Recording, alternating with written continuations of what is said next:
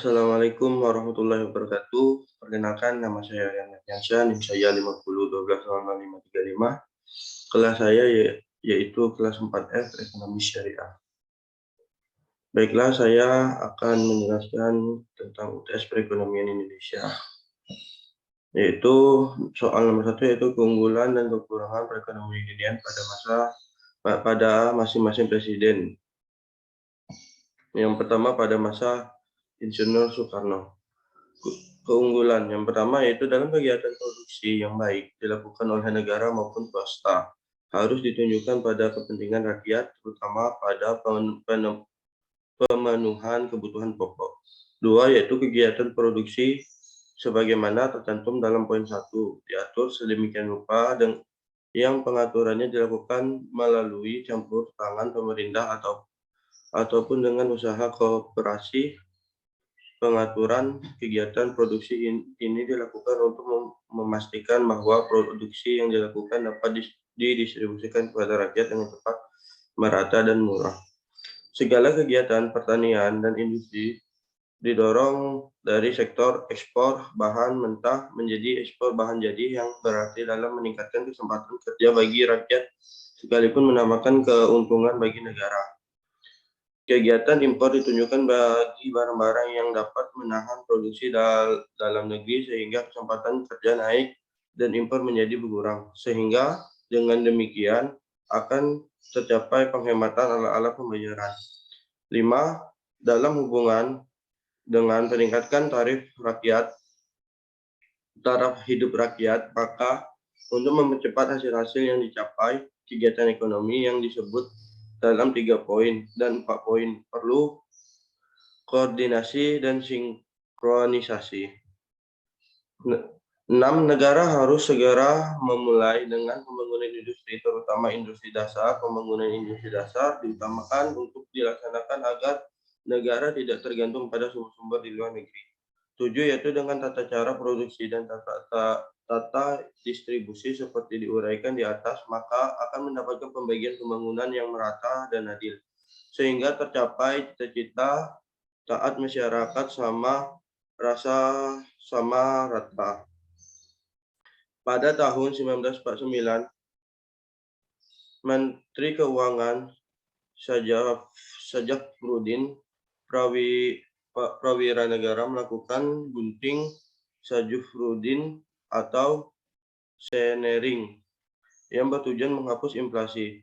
Rakyat diwajibkan menggunakan uang pecahan Rp5 ke atas dan dipotong menjadi 2 potongan dengan ketentuan sebelah kanan masih berlaku sebagai alat pembayaran dan sah, tetapi nilainya tidak setengah, sedangkan sebelah kiri harus diserahkan kepada pemerintah untuk digunakan oleh obligasi negara, yaitu tanda hutang negara.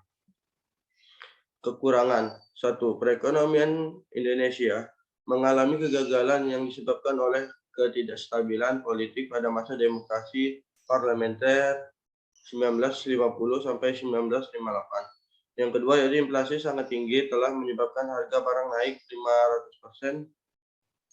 50% selama tahun 1965.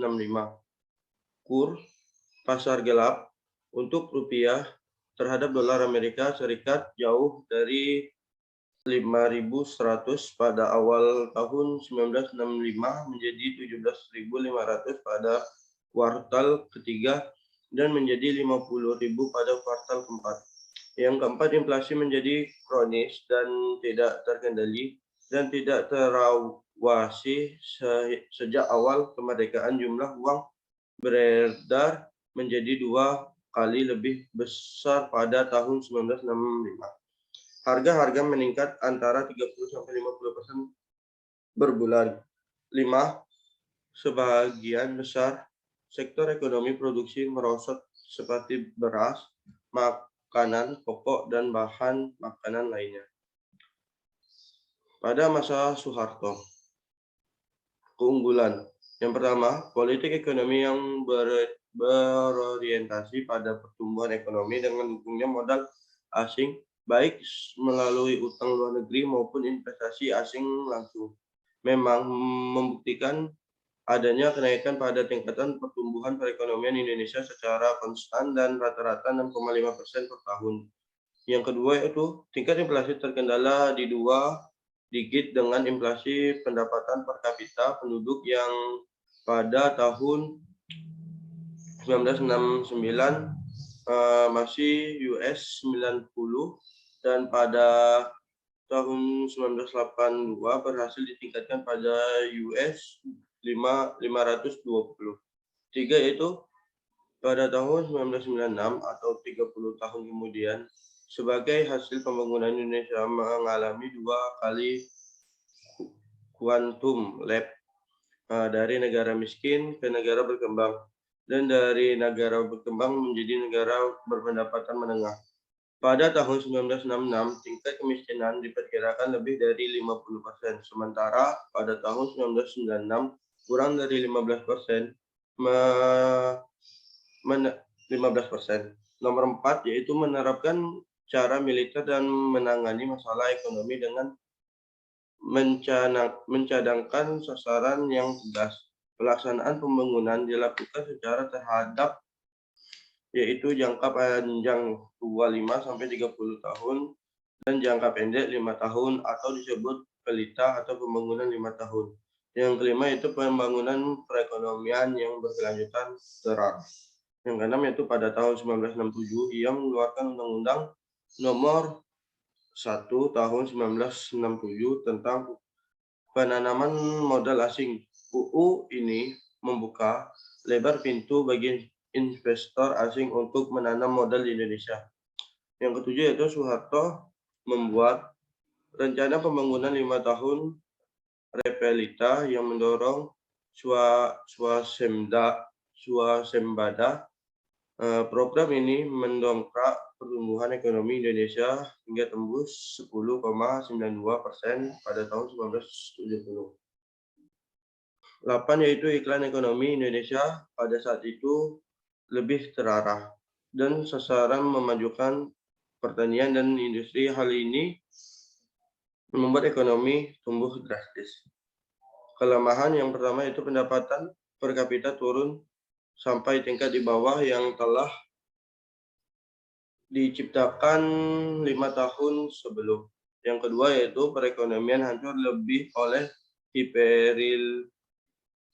hiperinflasi.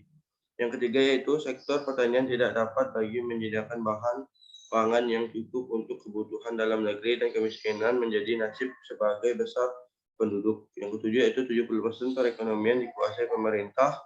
Yang lima yaitu posisi bank atau BI pada era Soeharto juga tidak independen. BI hanya alat penutup defisit pemerintah, begitu BI tidak membendung gejolak moneter, maka terjadilah krisis dan inflasi hingga 80%. Yaitu selanjutnya B.J. Habibie.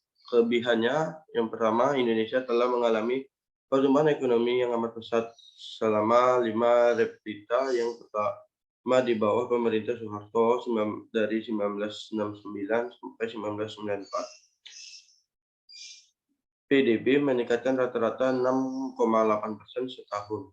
Pertumbuhan penduduk rata-rata 2% setahun. Nomor 2 yaitu berhasil memotong nilai tukar rupiah terhadap dolar menjadi berkisar antara 10.000 sampai 15.000. Yang ketiga yaitu menerapkan independensi Bank Indonesia agar lebih fokus mengurangi perekonomian. Yang keempat melakukan restrukturisasi dan rekapitulasi perbankan melalui pembentukan BPNN dan unit pengolahan aset negara. Yang kelima yaitu melikuidasi beberapa bank yang bermasalah. Yang keenam yaitu menaikkan nilai tukar rupiah terhadap dolar hingga di bawah 10.000. Yang ketujuh yaitu membentuk lembaga pemantauan dan penyelesaian masalah utang luar negeri. Yang ke-8 yaitu mengimplementasikan reformasi ekonomi yang disyaratkan IMF. Yang ke-9 yaitu mengesahkan UU Nomor 5 Tahun 1999 tentang larangan praktik monopoli dan persaingan yang tidak sehat. Nah, yang ke-10 yaitu mengesahkan UU Nomor 8 Tahun 1999 tentang perlindungan konsumen. Kelemahan yang pertama, di akhir kepemimpinan nilai tukar rupiah kembali meroket. Yang kedua yaitu tidak dapat meningkatkan investor untuk tetap berinvestasi di Indonesia. Yang ketiga yaitu kebijakan yang dilakukan tidak dapat memulihkan perekonomian Indonesia dari krisis. Selanjutnya yaitu masa Abdurrahman Wahid. Keunggulan yang pertama memberikan kebebasan seluas-luasnya kepada setiap suku, terutama Tionghoa yang notabene-nya banyak berkecimpung di bidang ekonomi dan dengan luas seluasnya. Yang kedua yaitu berani bersikap dan tegas juga pada sektor-sektor ekonomi. Yang ketiga yaitu penguatan pada sektor usaha kecil menengah yaitu UKM, bantuan likuidasi Bank Indonesia BLBI. Yang keempat yaitu pertumbuhan ekonomi meningkat lebih tinggi dari yang diperkirakan, yakni menjadi 4,8%. Masih kompetitifnya nilai tukar rupiah. Yang keenam yaitu ekspor non-migas menjadi pendorong pertumbuhan ekonomi dan kegiatan investasi semakin meningkat. Yang ketujuh yaitu kekuatannya kinerja ekspor dan peran investasi yang meningkatkan dan dalam pembentukan PDB mengindikasikan semakin mantap proses pemulihan ekonomi yang menjadi. Yang ke-8 yaitu Gus Dur menerapkan kebijakan desentralisasi fiskal dan otonomi daerah. Pemerintah membagi dana secara berimbang antara pusat daerah. Yang ke-9 yaitu pemerintah juga menerapkan pajak dan retribusi daerah. Kelemahan yang pertama yaitu keterbatasan fisik sehingga forma beliau dalam memimpin negara ini kurang maksimal dan berimbas pada bidang ekonomi. Yang kedua yaitu sering melakukan perjalanan luar negeri sehingga dianggap menghamburkan APBN. Yang ketiga yaitu hubungan pemerintah Indonesia di bawah pimpinan Abdurrahman Wahid dengan IMF juga tidak baik, terutama karena masalah-masalah amandemen UU Undang-Undang Nomor 23 Tahun 1999 mengenai BI. Penerapan otonomi daerah terutama menyangkut kebebasan daerah untuk pinjaman uang dari luar negeri dan revisi APBN 2001 yang terus tertunda pelaksanaan. Pada masa Megawati Soekarno Putri, keunggulan yang pertama yaitu menstabilkan fundamen ekonomi makro meliputi inflasi, BI rate, pertumbuhan ekonomi, kur rupiah terhadap dolar, angka kemiskinan.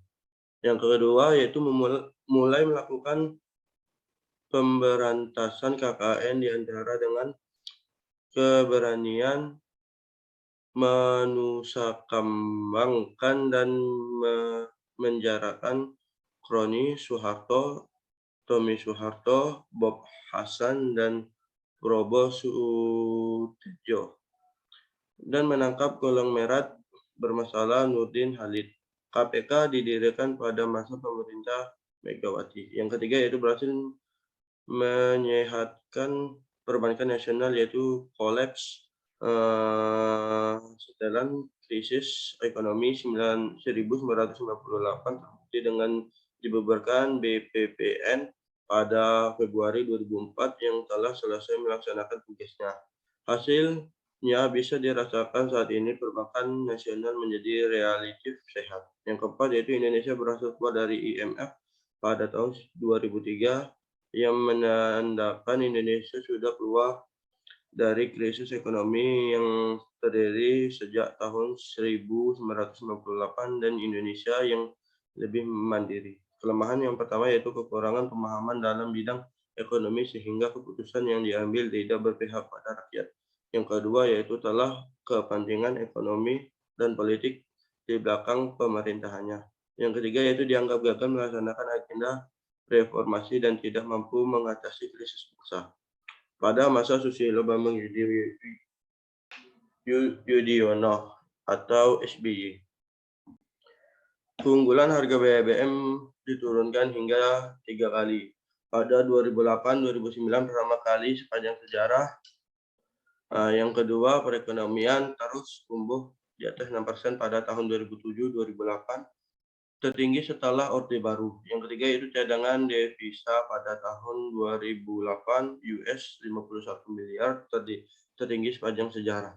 Yang keempat yaitu menurunnya rasio hutang negara terhadap PDB terus menurun dari 56% pada tahun 2004 menjadi 34% pada tahun 2008. Yang kelima yaitu pelunasan utang IMF. Yang keenam yaitu terlaksananya program pro rakyat seperti BLT, BOS, beasiswa, Jamkesmas, PNPM Mandiri, dan KUR tanpa agunan tambahan yang secara otomatis dapat memperbaiki tingkat ekonomi rakyat. Yang ketujuh yaitu pertumbuhan ekonomi Indonesia tumbuh pesat di tahun 2010 seiring pemulihan ekonomi dunia pasca krisis global dan terjadinya sepanjang 2008 hingga 2009. Nomor 8 yaitu perekonomian Indonesia mampu bertahan hingga dari ancaman pengaruh krisis ekonomi dan finansial yang terjadi di zona Eropa. Kelemahan yaitu yang pertama harga BBM termahal sepanjang sejarah Indonesia yaitu mencapai 6.000. Yang kedua yaitu jumlah utang negara tertinggi sepanjang sejarah yakni 1.667 triliun pada awal 2009 atau 1.700 triliun per 31 Maret 2009. Ini pembengkakan utang terbesar sepanjang sejarah. Yang ketiga yaitu tingkat pengeluaran dan administrasi yang luar biasa tinggi, mencapai sebesar 15% pada tahun 2006, menunjukkan suatu pengamburan yang signifikan atas sumber daya publik. Yang keempat yaitu bencana alam yang sering terjadi di Indonesia membuat para investor asing tidak berinvestasi dengan alasan tidak aman dan tidak terhadap ancaman bencana. Yang kelima itu dianggap belum mampu menyelesaikan masalah Bank Senturi pada masa Jokowi. Keunggulan yang pertama yaitu pertumbuhan ekonomi Indonesia tercatat 5,17%, lebih tinggi dibandingkan periode yang sama tahun lalu sebesar 5,0%. Pada 2018, investasi menyumbangkan porsi 6,01% bagi pertumbuhan ekonomi dan memperkuat usaha mikro, kecil, menengah, dan koperasi. Yang ketiga yaitu menciptakan kesempatan kerja lebih luas. Yang keempat yaitu pembangunan infrastruktur secara masif. Yang kelima itu pemerintahan Jokowi telah berhasil menekan angka inflasi. Yang keenam yaitu Indonesia menempati posisi 3 dengan infrastruktur terbaik di Asia Tenggara atau ASEAN. Yang ketujuh yaitu Presiden Jokowi Dodo menutup perdagangan saham 2018 di mana indeks harga saham gabung IHSG ditutup di 6.194. Yang ke-8 itu kebijakan blue economy yang tepat yaitu terbukti dapat mendorong industri perikanan Indonesia menjadi lebih baik. Yang ke-9 yaitu angka pengangguran juga terus menurun mencapai 5,13% dibarengi dengan peningkatan kesempatan kerja. Yang ke-10 yaitu angka kemiskinan yang juga menurun pada level satu digit 9,82%, serta rasio Gini di level 0,389. Kekurangan yang pertama, tingkat bunga masih tinggi mencapai sekitar 10-12%. Yang kedua yaitu kelemahan di logistik meliputi biaya produksi yang masih tinggi. Yang ketiga yaitu menilai impor Indonesia juga masih tinggi padahal Indonesia memiliki sumber daya alam yang begitu kaya. Hal itu juga menyebabkan naiknya harga minyak goreng, naiknya harga minyak pertama.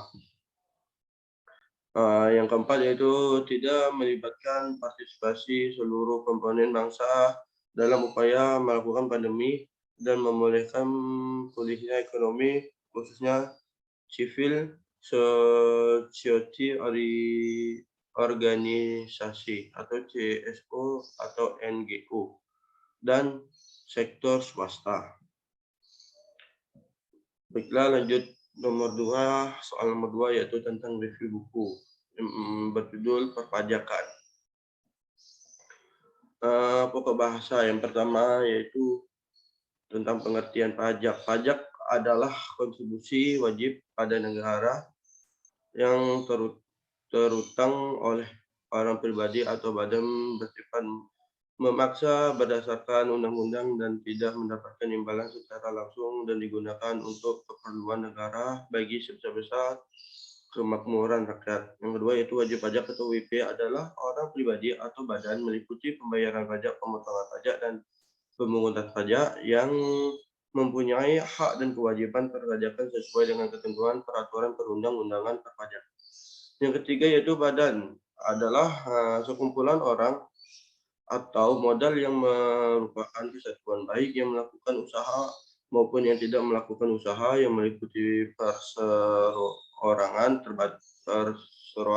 terbatas atau perseroan komanditer perseroan lainnya, badan usaha milik negara atau badan usaha milik daerah dengan nama dalam bentuk apapun, firma, kongsian, koperasi, dan dana pensiun, persekutuan, perkumpulan, yayasan, organisasi massa, organisasi politik, atau organisasi lainnya. Lembaga dan bentuk badan lainnya termasuk kontrak investasi kolektif dan bentuk usaha tetap. Yang keempat yaitu pengusaha adalah orang pribadi atau badan dalam bentuk apapun yang dalam kegiatan usaha atau pekerjaannya menghasilkan barang, mengimpor barang, mengekspor barang, dan melakukan usaha perdagangan, memanfaatkan barang tidak berwujud dari luar dalam pabean, melakukan usaha jasa, dan memanfaatkan jasa dari luar daerah pabean. Yang kelima yaitu pengusaha kena pajak. PKP adalah pengusaha yang melakukan penyerahan barang kena pajak atau penyerahan jasa kena pajak yang dikenai pajak berdasarkan Undang-Undang Pajak Pertambahan Nilai 1984 dan perubahannya. Nah, yang keenam yaitu nomor pajak wajib nomor pokok wajib pajak NPWP adalah nomor yang diberikan kepada wajib pajak sebagai sarana administrasi perpajakan yang dipergunakan sebagai tanda mengenal diri atau identitas wajib pajak dalam melaksanakan hak dan kewajiban perpajakan. Lanjut, subjek pajak orang pribadi. Subjek pajak adalah pihak yang memiliki potensi atau memenuhi syarat untuk membayar pajak. Sebelum subjek pajak mendapatkan objek pajak, pada atasannya tidak wajib membayar pajak. Dengan kata lain, seorang wajib membayar pajak manakala kewajiban subjektif dan objektif telah terpenuhi. Berikut adalah jenis-jenis subjek pajak pribadi. Yang pertama yaitu orang pribadi. Orang pribadi sebagai subjek pajak dapat bertempat tinggal atau berada di Indonesia maupun di luar Indonesia. Yang kedua yaitu warisan yang belum terbagi sebagai satu kesatuan menggantikan yang berhak subjek pajak ini merupakan subjek pajak pengganti. Menggantikan mereka yang berhak yaitu ahli waris.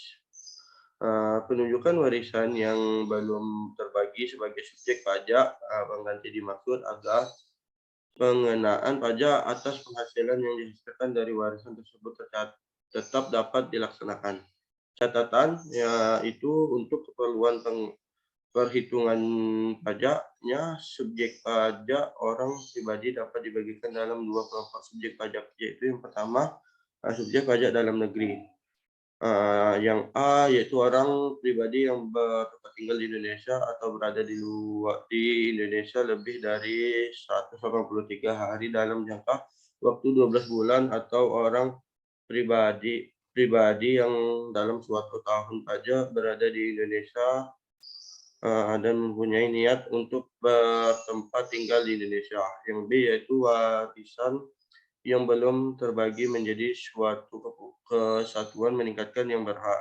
Ya, catatannya pajak penghasilan dihitung dari tarif pajak dikalikan penghasilan itu. Yang kedua yaitu subjek pajak luar negeri, yaitu orang pribadi yang tidak terdapat tinggal di Indonesia atau berada di Indonesia tidak lebih dari 183 hari dalam jangka waktu 12 bulan. Catatan penghasilan pajak penghasilan dihitung dari penghasilan bruto.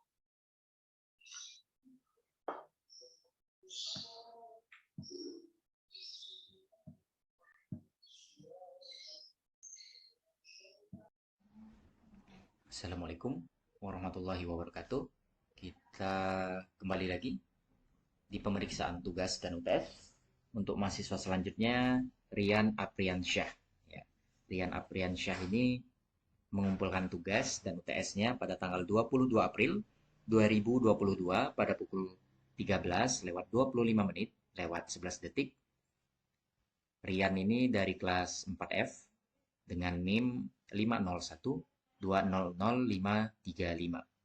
Ini untuk foto sampulnya. Coba kita lihat.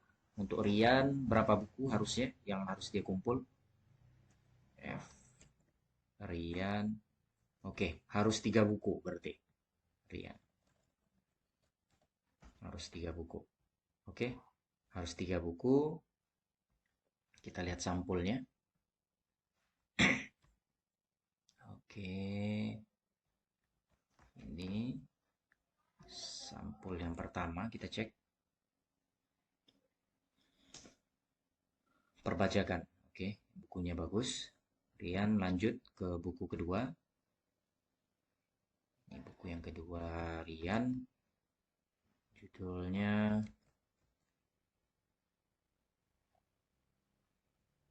Perbandingan Sistem Ekonomi. Ini juga bukunya bagus. Selanjutnya buku yang ketiganya Rian ini Manajemen Zakat. Oke, ini sudah bagus. 3 buku.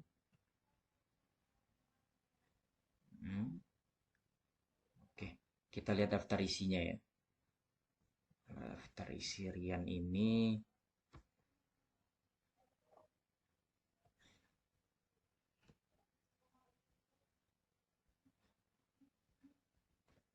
FL. Ini daftar isinya. Kita coba cek. Ini yang tentang zakat. Pustaka 99 halaman. 99 halaman tentang zakat. Kemudian selanjutnya, memang Rian ini cari buku yang tipis ya. Tidak masalah. Mau tebal, tipis, mau elektronik ataupun cetak itu bebas. Boleh.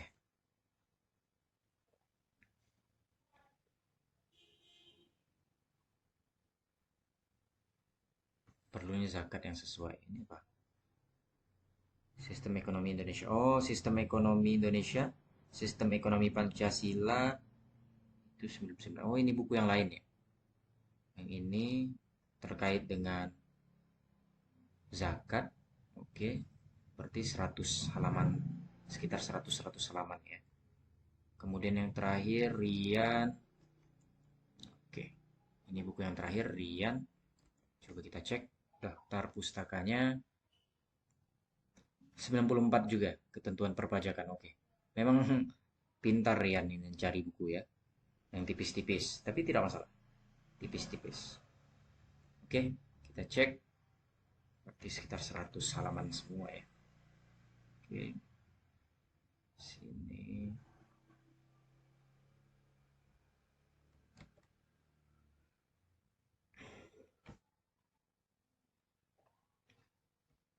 Oke.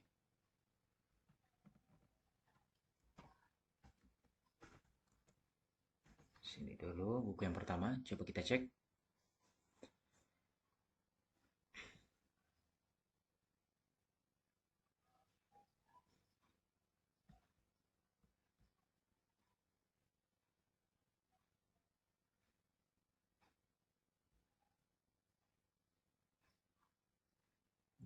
pertama Rian oke. Kita lanjut buku yang kedua.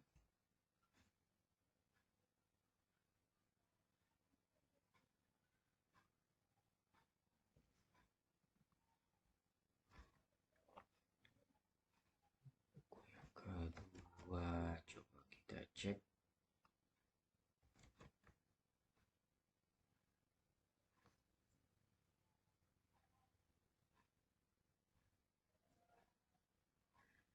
Oke, buku yang kedua. Kemudian buku Rian yang ketiga.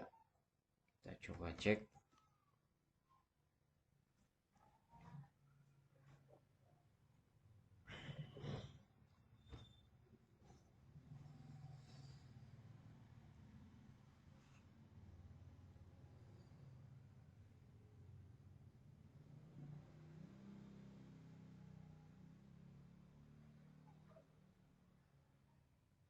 Perpajakan.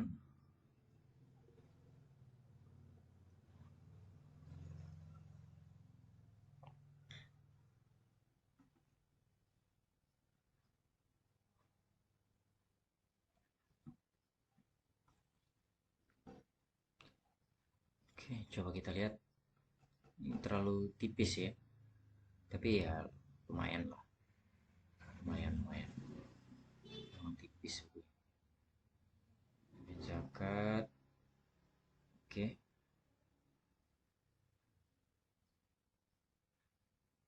Oke. Sudah bagus. Bukunya.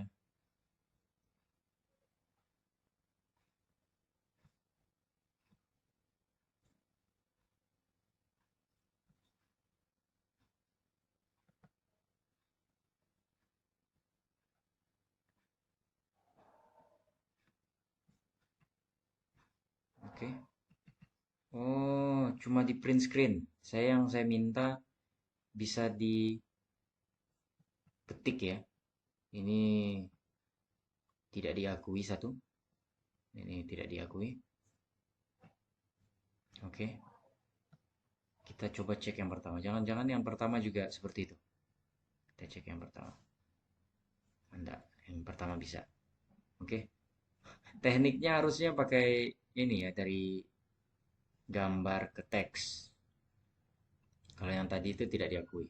Tugasnya berarti tidak dianggap. Oke. Oke. Ini tugasnya sudah bagus. Coba kita cek berapa halaman. Oke. Sudah 100. Sudah mantap. Tapi hanya dua, Rian. Sayang sekali. Yang satu lagi cuma print screen seperti itu.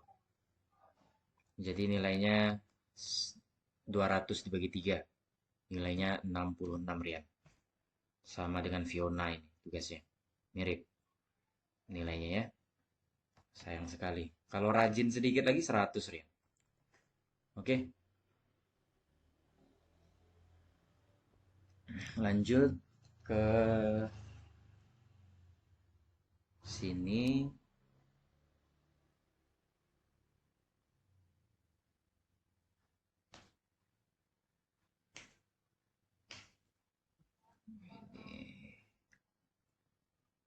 Nah, tidak sampai ini ya. Cuma sedikit. Kelemahannya 5, 10. Jurnal pendukungnya juga tidak ada. Review buku. Oke.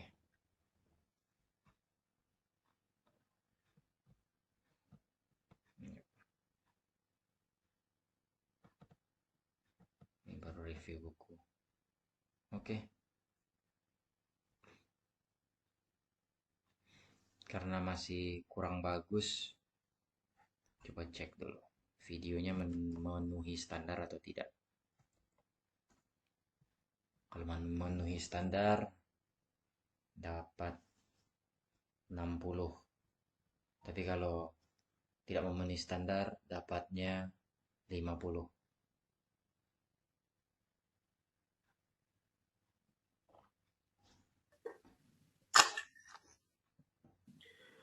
Assalamualaikum warahmatullahi wabarakatuh. Perkenalkan, nama saya Rian dan saya 50 12 535. Kelas saya yaitu kelas 4F Ekonomi Syariah. Baiklah, saya akan menjelaskan tentang UTS Perekonomian Indonesia, yaitu soal nomor 1, yaitu keunggulan dan kekurangan perekonomian Indonesia pada masing-masing presiden.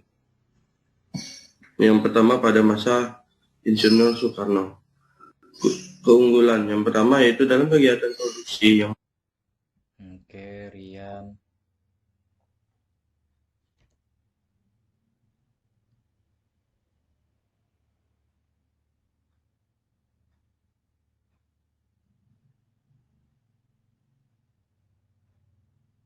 Tujuh puluh lah ya. Tapi tidak ini, tidak penuh. 60. Harus 20-20 kalau mau 70. 20-20. 70. Oke. Dapat 60 Rian. Oke. Sampai jumpa di pertemuan selanjutnya. Assalamualaikum warahmatullahi wabarakatuh.